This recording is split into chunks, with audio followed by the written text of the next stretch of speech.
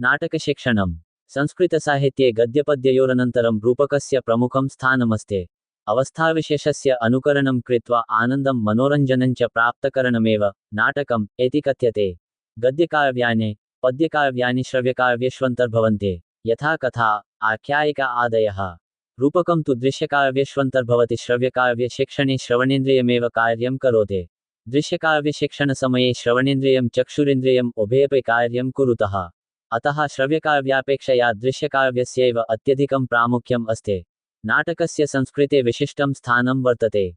छात्राः अपि रूपकाध्ययने अहमहमिकतां प्रदर्शयन्त्येव। नाटकं नट् धातोः निष्पन्नो वर्तते, यस्यार्थाः सन्ति नृत्यम्, अभिनयः, अनुकरणं च। लोके विद्यमानानाम् इतिवृत्तानां घटनानां वा चित्रणमेव नाटकम्। कालिदासेन उक्तं नागपं भिन्नरुचेर्जनस्य बहुधाप्येकं समाराधनम्। क नाटकस्य स्वरूपं रूपयतीति रूपकं, तदुपारोपातु रूपकं, तद्रूपकमभेदो यः उपमा उपमेययोः उपमानोपमेययोः साम्यप्रदर्शनाय काल्पनिक अभेदारोपः रूपकम्। रूपकं संस्कृतसाहित्यस्य एकं गौरवपूर्ण अङ्गमस्ति। नाटकान्तं कवित्वं काव्येषु नाटकं रम्यम्। रूपकस्य प्रवर्तकः भरतमुनिः रूपकं सार्ववार्णिकपञ्चमवेद इति वर्णितं। यथा जग्राह-पाठ्यं ऋग्वेदात् सामभ्यो गीतमेव च यजुर्वेदादभिनयान् रसानाथर्वणादपि इत्यनेन सिद्धयति यत् नाट्याख्यं पञ्चमं वेदम्। भारतीयपरम्परानुसारं रूपकस्योत्पत्तिः त्रेतायुगे सञ्जाता। रूपकसृष्टय ब्रह्मास्ते। भरतस्यानुसारं देवानां प्रार्थनया ब्रह्मदेवः ऋग्वेदात् पाठ्यं, यजुर्वेदाभिनयं, सामवेदात् गीतम्, अथर्ववेदाद्रसं स्वीकृत्य रूपकं रचितवानिति ज्ञायते। इन्द्रध्वजमहोत्सवं पुरस्कृत्य इदं प्रथमतया भारतभूभागे अभिनयो जातम्। अतः इदं वेदतुल्यमेव। अवस्थानुकृतिर्नाट्यं संस्कृतनाटकानि पद्यबहुलानि भवन्ति। नाटकाभिनयाय रङ्गमञ्चः सज्जीकृतो भवति। पात्रधारिणः उचितैः वेशभूषादिभिः, हावभावैः, क्रियाकलापैश्च अभिनयं कुर्वन्ति। नाटके चतुर्विधः अभिनयो भवति। 1 सात्विकः, 2 आङ्गिकः, 3 वाचिकः, 4 आहार्यस्येते। रूपकाभिनयः छात्राणां मानसिकविकासे महत्त्वपूर्णसाधनं भवति। उत्तमरूपकेषु आदर्शपात्राणाम् अनुकरणेन जनानां सचारित्र्यं सम्पादयितुं शक्यते। येन शब्दानां स्पष्टोच्चारणम्, आरोहावरोहपूर्वकं वर्णानामुच्चारणं, प्रवाहरूपेण भाषणं, भावग्रहणं, भावप्रकटनम् इत्यादि गुणाः सुलभतया शिक्षयितुं शक्यते। ख नाटकस्य प्रयोजनानि रूपकशास्त्रे भरतमुनिना रूपकस्य 3 प्रयोजनानि उक्तानि। 1 हितोपदेशजनकं दैनन्दिनश्रामिककार्मिककर्षकजीवने श्रान्ताः जनाः मानसिकम् आनन्दं प्राप्नुवन्ति। 2 विश्रान्तिजनकं दुःखार्तानां, श्रमार्तानां, शोकार्तानां, तपस्विनां कृते विश्रान्तिकल्पनम्। 3 विनोदजनकं जनानां मनोरञ्जकम्। मनोरञ्जनस्य साधनेषु नाटकं लोकप्रियम् अस्ति। छात्राणां शिक्षणाय, जनानाम् उपदेशाय च रूपकस्य प्रयोगो भवति। महाकविकालिदासेन मालविकाग्निमित्रे कथितं प्रयोगप्रधानं हि नाट्यशास्त्रं, रूपकं प्रयोगप्रधाना कला भवति। ग संस्कृतसाहित्ये रूपकस्य प्रकाराः। रूपकस्य दशभेदाः सन्ति। 1 नाटकं, 2 प्रकरणं, 3 भाणं, 4 व्यायुगः, 5 समवकारः, 6 डिमः, 7 इहामृगः, 8 अङ्कः, 9 वीथि, 1 शून्यं प्रहसनम्। एवमेव 18 उपरूपकाणि सन्ति। तानि यथा 1 नाटिका, 2 त्रोटकं, 3 गोष्ठी, 4 सटकं, 5 नाट्यरासकं, 6 प्रस्थानं, 7 औलाप्यं, 8 काव्यं, 9 प्रिङ्खनं, 1 शून्यं रासकं, 1 संलापकं, 1 श्रीगदितं, 1 शिल्पकं, 1 विलासिका, 1 दुर्मलिका, 1 प्रकरणी, 1 हलीशः, 1 भणिका एते। एतेषां लक्षणादिविवेचनं नाट्यशास्त्रे दृश्यन्ते। रूपकनाटकयोर्मध्ये विद्यमानमन्तरं रूपकं नाटकम् इति शब्दस्य पर्यायपदं भवितुं नार्हति। रूपकम् अङ्गी, नाटकं तस्याङ्गम्।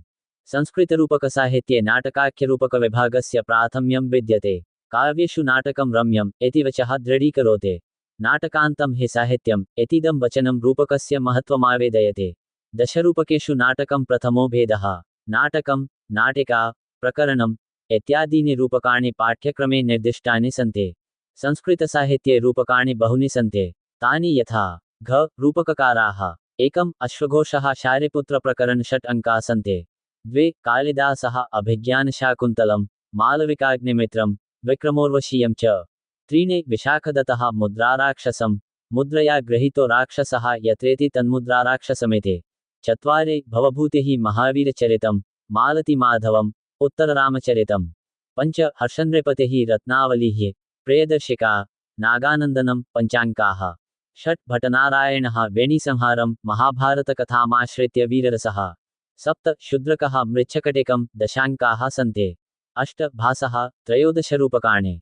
1 प्रतिज्ञायोगन्धरायणं। 2 अविमारकं। 3 स्वप्नवासवदत्तं। 4 प्रतिमानाटकं।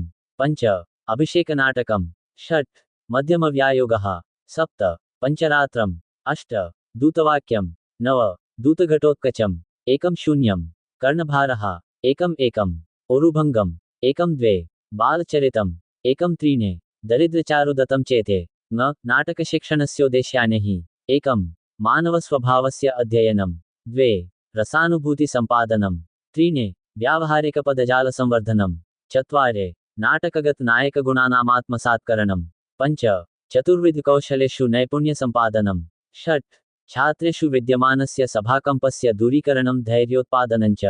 7 छात्रेषु हावभावाभिनयनैपुण्यसम्पादनम्। 8 भारतीयसंस्कृतिसम्प्रदायानामावेदनं। 9 व्यक्तेः समाजस्य च स्वस्थमनोरञ्जनम्। 1 शून्यम् अनुकरणस्य अवसरः। 1 रूपकरचनासमये विद्यमानानां सामाजिक आर्थिक राजकीय परिस्थितीनां ज्ञानम्। 1 नृत्यनाट्यताललयादीनां ज्ञानम्। 1 आरोह अवरोह क्रमेण विभिन्नभावानां ग्रहणं व्यक्तीकरणं च। 1 हितोपदेशजननं विश्रान्तिजननं विनोदजननं च रूपकशिक्षणम्। संस्कृतपाठ्यपुस्तकेषु गद्यपद्यव्याकरणपाठैः साकं रूपकसम्बद्धाः पाठाः अपि सन्ति। संस्कृतरूपकेषु विद्यमानाः रसवतराः अंशाः माध्यमिकस्तरे उन्नतस्तरे च योजिताः भवन्ति। प्राथमिकस्तरे पाठशाला पत्रालयः गृहम् इत्यादयः सम्भाषणपाठाः भवन्ति। एवमेव सन्दर्भोचितं वाचकाभिनयस्य अङ्गिकाभिनयस्य च शिक्षणं प्रदीयते। नाटकशिक्षणे पात्राणां स्वरूपं स्वभावं कथाभागाः रसादयश्च सम्यक्तया आवेदनीयाः। रूपकेषु कविः प्रत्यक्षी भूत्वा प्रेक्षकाणां हृदयेषु स्थाप्यते। एवं सम्भाषणरूपकपाठानां द्वारा छात्रेषु विमर्शनशक्तिः सर्जनात्मकशक्तिः साहित्याभिरुचिः आनन्दानुभूतिश्च संवर्धनीया। रूपकपाठेषु पात्राणां गुणशीलस्वभावं यदस्ति तदावेदनीयम्। रूपकेषु शैली एक एव रीत्या न भवते। रूपकेषु आकाशभाषितं जनान्तिकम् अर्थोक्तिः स्वगतम् इत्यादयः अंशाः यदा आगच्छन्ति तदा तत्र तत्र विद्यमानानि रूपकगतानि रहस्यानि सम्यक्तया बोधनीयानि। रूपके विद्यमानानि पद्यानि गीतादि च पद्यशिक्षणे एव न बोधनीयानि। प्रायः रूपकपाठे आद्यन्तो न भवतः प्रस्तावनासमये पूर्वसन्दर्भ ज्ञापयित्वा पाठपूर्त्यनन्तरम् उत्तरसन्दर्भे अपि ज्ञापनीयः। रूपकशिक्षणानन्तरं कतिपयैः छात्रैः अभिनयः सम्पादनीयः। 6 रूपकशिक्षणपद्धतयः। 1 व्याख्यापद्धतिः अनेन विधिना शिक्षकः पाठ्यमानरूपकभागस्य अर्थ बोधयित्वा कठिनांशानां भावानां च व्याख्यानं करोति। अनेन विधिना नाटकस्य बोधनमपि गद्यपद्यबोधनसमानं भवति। पात्राणां स्वभावं चरित्रचित्रणं च विशदयते। 2 पठनपद्धतिः प्राचीना पद्धतिः। अध्यापकः कक्षायां प्रविश्य तस्मिन् दिने अन्तरे यावत्पर्यन्तं पाठनीयं भवति तावत्पर्यन्तं पठते। इच्छा अस्ति चेत् पाठसम्बद्धान् अंशान् एकैकशः विवृणोति। अस्यां पद्धत्यां छात्राः सक्रिया न भवेयुः। अयमेका अमनोवैज्ञानिकी पद्धतिः। 3 अभिनयपद्धतिः। रूपकशिक्षणे अभिनयपद्धतिः प्रशस्ततरा। अभिनयं कृत्वा पाठं पाठयति अध्यापकः। अध्यापकः पाठं पाठयन् रूपकगतस्वरूपं स्वभावं च ज्ञात्वा स्वभेदेन शरीरावयवान् परिवर्त्य अभिनयं कृत्वा पाठयेत्। पाठपूर्त्यनन्तरं छात्रैः कक्षायामेव अभिनयं कारयेत्। पात्राणां स्वभावं ज्ञात्वा यथोचितं सम्भाषणं कुर्वन्ति। अध्यापकः मार्गदर्शनं करोति। कक्षाभिनयः रङ्गमञ्चाभिनयः इति द्विधा सम्पादयितुं शक्यते। रूपकाभिनयेन वाचिकम् आङ्गिकं सात्विकमभिनयस्य ज्ञानं प्राप्नुवन्ति छात्राः।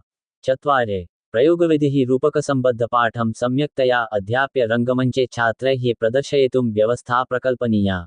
प्रायः स्वातन्त्र्यदिवसोत्सवे गणतन्त्रदिवसोत्सवे, बालदिवसोत्सवे, पाठशालावार्षिकोत्सवे च एतादृशी व्यवस्था परिकल्पनीया। प्रयोगपद्धत्यां धनव्ययमधिकं भवेत्, तथापि छात्राणामन्तर्गता शक्तिः बहिरानयनाय प्रयोगपद्धतिः आवश्यकी। नाटकशिक्षणस्य सर्वोत्तमो विधिरयम्। चयनिताः छात्राः अधीतस्य नाटकस्य अभिनयाय अभ्यासं कुर्वन्ते। सुसज्जिते रङ्गमञ्चे वेशभूषाद्यलङ्करणैः कृतानि पात्राणि सामाजिकानां पुरतः प्रत्यक्षीभूय स्वाभिनयकौशलेन, सम्भाषणचातुर्येण च सामाजिकान् आनन्दयन्ते। रूपकशिक्षणे उपरि लिखिताः पद्धतयः आवश्यकाः। पठनपद्धतिः श्लाघ्यतरा नास्ति, अभिनयपद्धतिः प्रयोगपद्धतिश्च श्लाघ्यतरा वर्तेते। एते पद्धत्यो आश्रित्य रूपकगताः पाठाः शिक्षणीयाः। मानवानां सर्वाङ्गीणविकासे रूपकस्य महत्त्वपूर्णयोगदानं दृश्यते। जनानां चित्तं स्पृशते। रूपकशास्त्रे अस्य प्रशंसा कृता विद्यते। मन्यन्ते यत् न तज्ज्ञानं न तच्छिल्पं न सा विद्या न सा कला, न स योगो न तत्कर्म नाट्ये अस्मिन् यन् दृश्यते। रूपकं सार्ववार्णिकलाभार्थं नटराजशिवेन रूपकं संसृज्य समभाव, धर्मनिरपेक्ष भावना स्थापिता। एतेन रूपकशिक्षणस्य सर्वाणि उद्देश्यानि, प्रयोजनानि च साधयितुं शक्यते।